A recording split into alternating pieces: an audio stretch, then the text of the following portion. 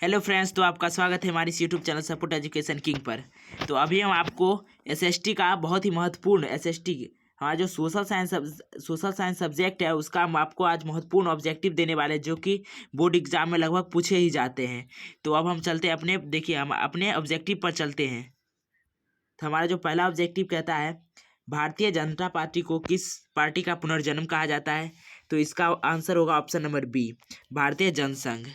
अब हमारा अगला प्रश्न कहता है, दलित पैंथर्स नामक संगठन की स्थापना किस राज्य में हुई? दलित पैंथर्स नामक संगठन की स्थापना महाराष्ट्र में हुई थी। ऑप्शन नंबर सी होगा इसका आंसर। उसके बाद हमारा तीसरा कहता है, कौन सा संवैधानिक संशोधन नागरिक स्थानीय स्वशासन से संबंधित है? तो हमारे इस प्रश्न का उत्तर हो जाएगा ऑप्शन नंबर बी, 74वां। अगला प्रश्न कहता है, बलवंत राय मेहता समिति ने अपने प्रतिवेदन में कितने स्तरीय पंचायती राज व्यवस्था की सिफारिश की थी? तो हमारा इसका आंसर हो जाएगा त्रिस्तरीय। क्या हो जाएगा? त्रिस्तरीय। अब अगले प्रश्न में कहता है, भारत में प्रथम नगर निगम की स्थापना कहाँ हुई थी? भारत में प्रथम नगर निगम की स्थापना मद्रास में हुई थी। Option number C. हमारा अगला प्रश्न कहता है, सर्वप्रथम किस राज्य में महिलाओं को पंचायतों में 50% आरक्षण दिया गया था? तो इसका आंसर हो जाएगा बिहार, हमारे बिहार राज्य में। अब अगला नंबर प्रश्न कहता है, दल बदल कानून निम्न में से किस पर लागू होता है? दल बदल कानून निम्न में से किस पर लागू होता है? सांसदों और विधायकों पर। हमारा ऑप्शन नंबर ए हो जाएगा इसका आंसर। अब चलते हैं अगले प्रश्न पर। कहता है, क्षेत्रवाद की भावना का एक कुपरिणाम है। क्षेत्रवाद की भावना का कुपरिणाम क्या है? अलग गांववाद। Option number D. अगला प्रश्न कहता है, अर्थशास्त्र पुस्तक किसने लिखी? अर्थशास्त्र पुस्तक लिखी है चाणक्य ने। चाणक्य अर्थात इसी को कौटिल्य भी कहा जाता है। तो इसका ऑप्शन नंबर बी हो जाएगा आंसर। अब अगले प्रश्न में कहता है, इनमें से किस देश की संघीय व्यवस्था अन्य से अलग है? किस देश की संघीय व्यवस्था अन्य से अलग है? तो इसका हो जाएगा ऑप्शन नंबर सी आंसर, संयुक्त राज्य अमेरिका। अब 11 नंबर प्रश्न कहता है, भारत की संघीय व्यवस्था निम्न में से किससे प्रभावित है? भारत की संघीय व्यवस्था निम्न में से किससे प्रभावित है? तो ये कनाडा से प्रभावित है। ऑप्शन नंबर ए। अब हमारा अगला प्रश्न देखिए। अगला प्रश्न कहता है कि भारतीय संविधान की किस अनुसूची में राष्ट्रीय भाषाओं की सूची है? भारतीय संविधान के किस अनुसूची में? तो इसका ऑप्शन नंबर हो जाएगा डी, 8वीं अनुसूची में। अगला प्रश्न कहता है, राज्य विधानसभा के चुनावों को कराने की जिम्मेदारी है भारतीय चुनाव आयोग को। ऑप्शन नंबर ए, भारतीय चुनाव आयोग को। अब हमारा 14 नंबर प्रश्न कहता है कि शिक्षा को संविधान की किस सूची में रखा गया है? शिक्षा को संविधान की किस अनुसूची में रखा गया? तो ऑप्शन नंबर सी, समवर्ती सूची में। अगला प्रश्न कहता है, जर्मनी का एकीकरण कब हुआ था? जर्मनी का एकीकरण 1871 ईस्वी में हुआ था। ऑप्शन नंबर बी हो जाएगा इसका आंसर। अब अगला प्रश्न कहता है, हुआ हाओ आंदोलन किसने शुरू किया था? हुआ हाओ आंदोलन हुइन फूसो ने किया था। ऑप्शन नंबर ए, हुइन फूसो। अब हमारा 17 नंबर क्वेश्चन कहता है, जनरल लोन नोल किस देश के प्रधानमंत्री थे? तो जनरल लोन नोल कंबोडिया के प्रधानमंत्री थे। Option number C. अगला प्रश्न कहता है, मार्च 1946 में फ्रांस वियतनाम के बीच होने वाला समझौता किस नाम से जाना जाता है? तो यह हनोई समझौता के नाम से जाना जाता है। Option number B. अगला प्रश्न कहता है, गांधी जी ने साबरमती आश्रम की स्थापना कहाँ की थी? तो इसका ऑप्शन नंबर हो जाएगा बी, अहमदाबाद में, गुजरात के अहमदाबाद में साबरमती आश्रम की स्थापना की थी। अब हमारा 20वां प्रश्न कहता है, कांग्रेस के किस अधिवेशन में स्वशासन की जगह स्वराज्य का लक्ष्य प्रस्तावित हुआ था? तो यह स्वशासन की जगह स्वराज का लक्ष्य किस अधिवेशन में? तो कलकत्ता के अधिवेशन में। अगला प्रश्न कहता है, दांडी यात्रा से किस आंदोलन की शुरुआत हुई थी? दांडी यात्रा से सविनय अवज्ञा आंदोलन की शुरुआत हुई। तो ऑप्शन नंबर ए। अगला प्रश्न कहता है, गांधी जी ने किस गोलमेज सम्मेलन में भाग लिया? किस गोलमेज सम्मेलन में? तो दूसरा गोलमेज सम्मेलन में भाग लिया था। Option number B. अगला प्रश्न कहता है, फॉरवर्ड ब्लॉक की स्थापना किसने की थी? फॉरवर्ड ब्लॉक की स्थापना सुभाष चंद्र बोस ने की थी, ऑप्शन नंबर डी। अगला प्रश्न कहता है बंगाल विभाजन कब और किसने किया? बंगाल विभाजन 1905 ईस्वी में लॉर्ड कर्जन ने किया था, ऑप्शन नंबर ए। अब कहता है अगला प्रश्न कि निम्न में से कौन मित्र राष्ट्र नहीं है? निम्न में से कौन मित्र राष्ट्र नहीं है? तो जर्मनी, ऑप्शन नंबर बी। अगला प्रश्न 26 नंबर कहता है स्वराज पार्टी का प्रथम सम्मेलन कहाँ हुआ? स्वराज पार्टी का प्रथम सम्मेलन इलाहाबाद में हुआ था। अगला प्रश्न कहता है इनमें से किसने पावर लूम का आविष्कार किया? इनमें से किसने पावर लूम का आविष्कार किया? तो option number C, Edmund Cartwright ने। अगला प्रश्न कहता है यू डील नामक नवीन आर्थिक नीति कहाँ लागू हुई? यू डील नामक नवीन आर्थिक नीति अमेरिका में लागू हुई थी।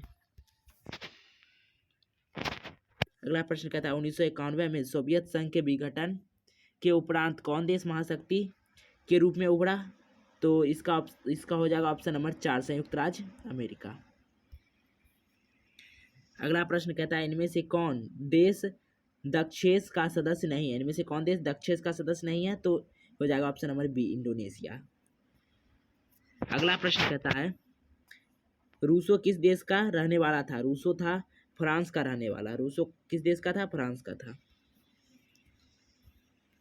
अगला प्रश्न कहता है अल हिलाल का संपादन किसने किया? अल हिलाल का संपादन देखिए ऑप्शन नंबर ए, मौलाना अबुल कलाम आजाद ने किया था, ऑप्शन नंबर ए। अगला प्रश्न कहता है गुटेनबर्ग ने सर्वप्रथम किस पुस्तक की छपाई की? गुटेनबर्ग ने सर्वप्रथम बाइबल की छपाई की थी। किसकी? बाइबल की। अगला प्रश्न कहता है 34 नंबर महात्मा गांधी ने इनमें से किसका संपादन किया? महात्मा गांधी ने यंग इंडिया नामक पत्रिका का संपादन किया था।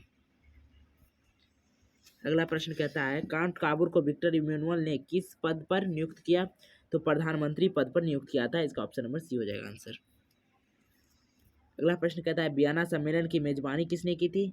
तो वियना सम्मेलन की मेजबानी मेटरनिक ने की थी। किसने की थी? मेटरनिक ने। अगला प्रश्न कहता है आंतरिक विद्रोह को दबाने के लिए रूस में किस संगठन की स्थापना हुई थी? तो चेका नामक पुलिस संगठन की स्थापना की गई थी आंतरिक विद्रोह को दबाने के लिए। अगला प्रश्न कहता है भारत में उपभोक्ता संरक्षण अधिनियम की घोषणा कब हुई? तो 1986 ईस्वी में। इसका ऑप्शन नंबर ए। अगला प्रश्न कहता है विश्व उपभोक्ता दिवस कब मनाया जाता है? विश्व उपभोक्ता दिवस 15 मार्च को मनाया जाता है। विश्व उपभोक्ता दिवस 15 मार्च को मनाया जाता है। भारत में सर्वप्रथम राष्ट्रीय आय का अनुमान कब लगाया गया था? भारत में सर्वप्रथम राष्ट्रीय आय का अनुमान 1868 ईस्वी में लगाया गया था, ऑप्शन नंबर सी। अगला प्रश्न कहता है गरीबी की तुलना किस अर्थशास्त्री ने कैंसर रोग से की?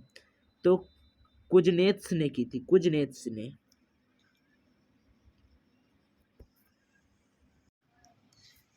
अब अगले प्रश्न पर चलते हैं हम। अगला प्रश्न देखिए कहता क्या है। अगला प्रश्न कहता है मानव विकास सूचकांक में इनमें से किसे सम्मिलित किया गया है? इसका हो जाएगा ऑप्शन नंबर ए, जीवन प्रत्याशा को। 43 नंबर प्रश्न कहता है भारत में आर्थिक नियोजन का काम कौन सी संस्था करती है? आर्थिक नियोजन का काम राष्ट्रीय विकास आयोग करता है, ऑप्शन नंबर बी। अगला प्रश्न कहता है poverty and unBritish rule in India नामक किताब किसने लिखी थी? तो इसका हो जाएगा option number C, VKR Rao ने। 45 नंबर क्वेश्चन पर चलते हैं। क्या कहता है स्वीडन की मुद्रा क्या है? स्वीडन की मुद्रा है क्रोना। स्वीडन की मुद्रा क्या है? क्रोना। अगले प्रश्न पर चलते कहता है निम्नलिखित में कौन भारत का सर्वोच्च बैंकिंग संस्थान है? तो इसका हो जाएगा ऑप्शन नंबर डी आंसर, भारतीय रिजर्व बैंक।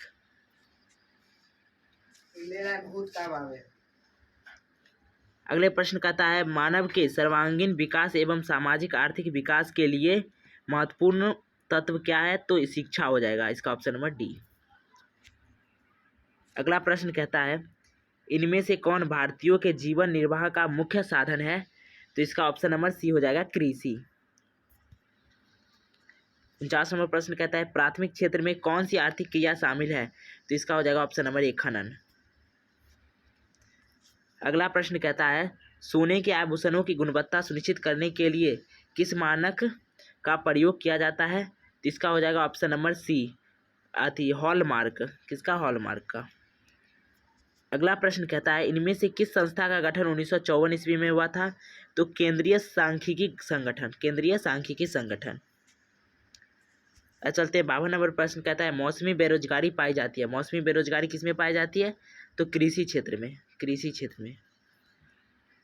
अगला प्रश्न देखिए कहता है, अगला प्रश्न कहता है पूंजीवादी अर्थव्यवस्था का गुण क्या है?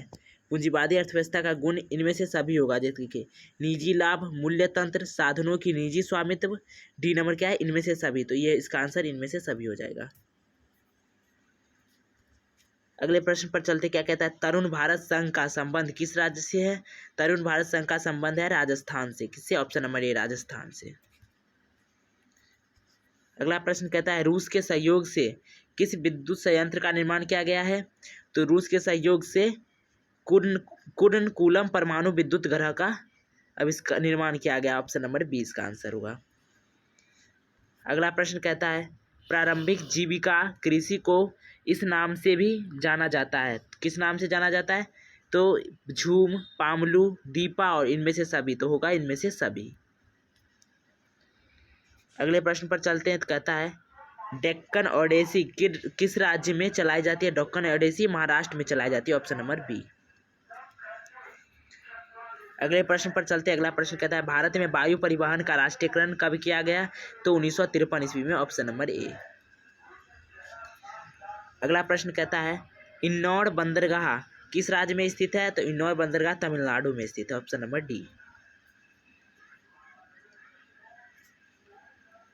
हमारा अगला प्रश्न कहता है बिहार की प्राचीनतम नदी घाटी परियोजना है सोन नदी घाटी परियोजना। क्या होगा? सोन नदी घाटी परियोजना बिहार की प्राचीनतम नदी घाटी परियोजना है।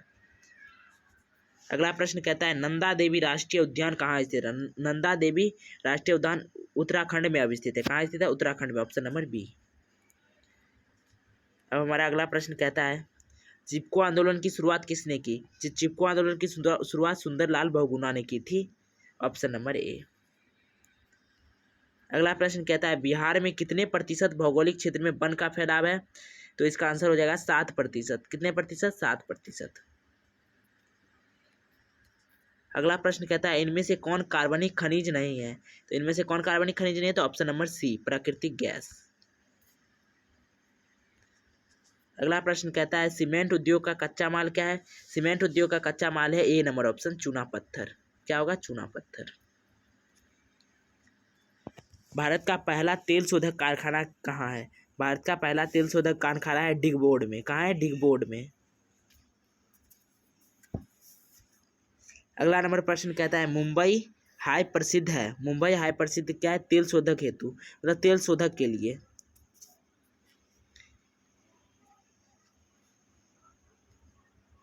अगला प्रश्न कहता है भारत की प्रमुख खाद्यान्न फसल कौन है? तो भारत की प्रमुख खाद्यान्न फसल चावल है। क्या है? चावल। अगले प्रश्न पर चलते कहता है जूट उत्पादन में कौन देश अग्रणी है? तो जूट उत्पादन में बांग्लादेश जो है वो सबसे आगे है। अगला प्रश्न कहता है इन राज्यों में कौन लौह अयस्क का अग्रणी उत्पादक है? लौह अयस्क में कर्नाटक सबसे आगे है। अगला प्रश्न कहता है किसे बिहार का रेशम नगर कहा जाता है? तो बिहार का रेशम नगर भागलपुर को कहा जाता है। अगला प्रश्न कहता है बिहार की अर्थव्यवस्था में किस क्षेत्र का सर्वाधिक योगदान है? तो बिहार की अर्थव्यवस्था में सेवा का सबसे सर्वाधिक योगदान है। बिहार की बड़ी त्रासदियों में से एक है, बिहार की सबसे बड़ी त्रासदियों में बाढ़ 1 नंबर पर है। अगला प्रश्न कहता है कुशहा तटबंध किस नदी पर है? तो कुशहा तटबंध है कोसी नदी पर। किस पर? कोसी नदी पर। अगला प्रश्न कहता है सतलज नदी पर कौन कृत्रिम जलाशय बनाया गया है? तो सतलज नदी पर गोविंद सागर जलाशय बनाया गया है। आपदा प्रबंधन का प्रमुख घटक कौन है? तो आपदा प्रबंधन का प्रमुख घटक होगा, देखिए, स्थानीय स्वशासन, स्वयं सेवक संगठन, गांव मोहल्ले के लोग। इनमें से सभी होगा इसका आंसर। Option number D.